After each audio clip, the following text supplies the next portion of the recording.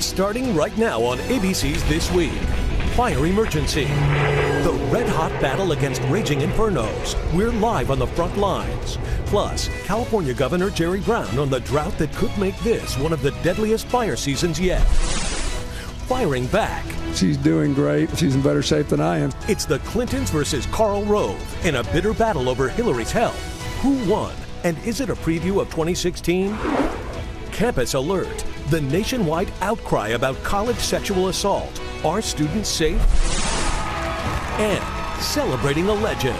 Joining us will be Barbara Walters of ABC News. Barbara Walters, how she changed the view on Sundays. From ABC News, This Week with George Stephanopoulos begins now. Good morning. It has been a brutal week for firefighters out west, battling an unprecedented threat.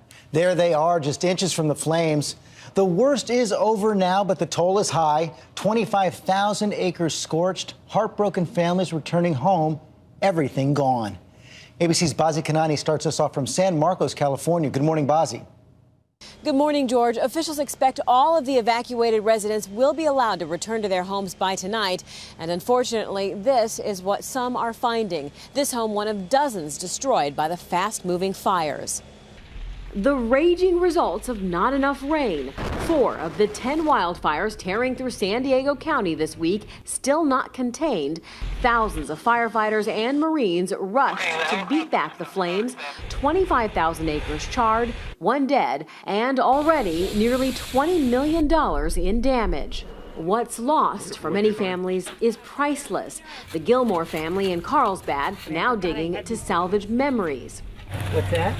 Just hours before his senior prom, 18-year-old Adam recovered one of the few remaining mementos of his childhood. One of the few things was a woody little toy here. It's pretty burnt to a crisp. Cooler temperatures and calmer winds are helping firefighters get the upper hand, but it's just not enough to reduce the fire danger here and across the state. California's firefighting agency has responded to 1,500 fires this year, nearly double an average year.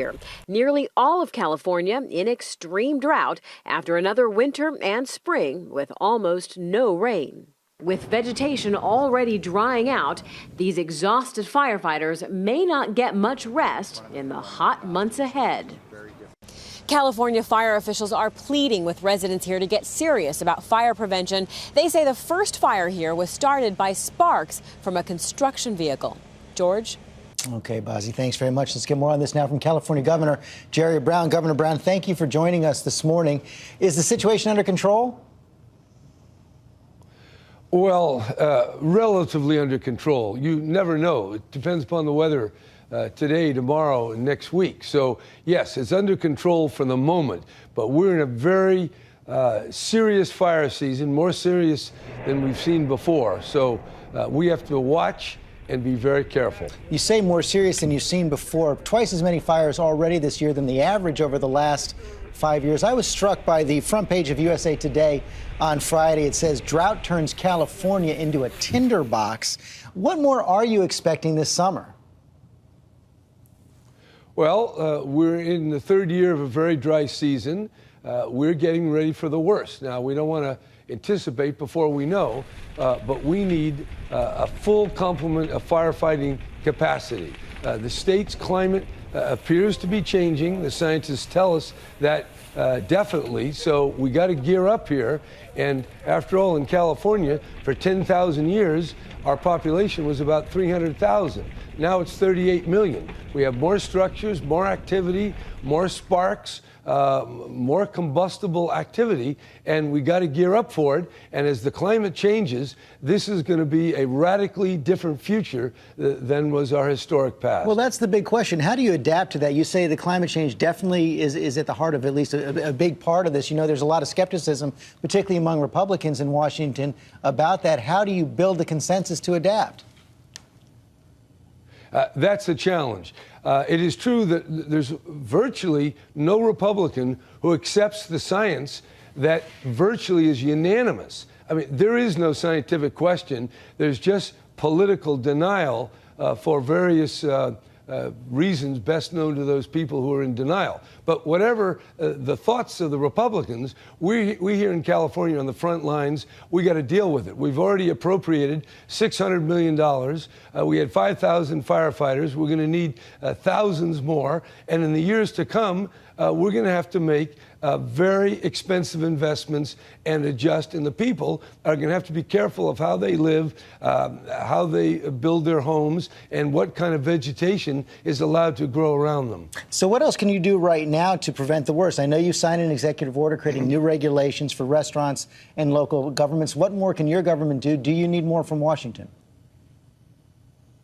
Well, if Washington could change the drought, I'd ask them. But, you know, we live in a world that is not just government or not just business. It's natural, the natural systems.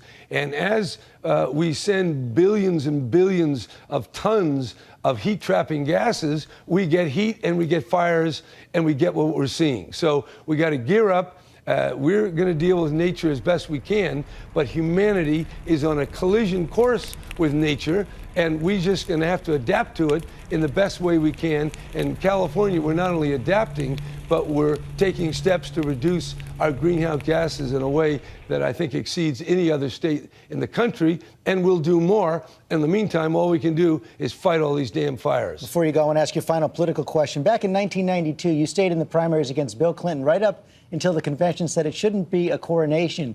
You saw both Clintons out in full force this week. Do you think Hillary is heading for a coronation this time around, and is that a good thing for Democrats?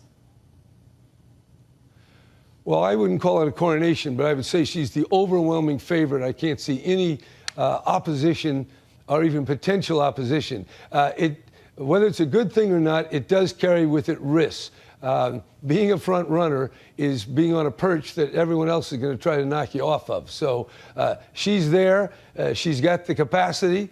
But like any front runner, she has to be cautious and wise in how she proceeds forward. Governor Brown, thank you very much for your time this morning.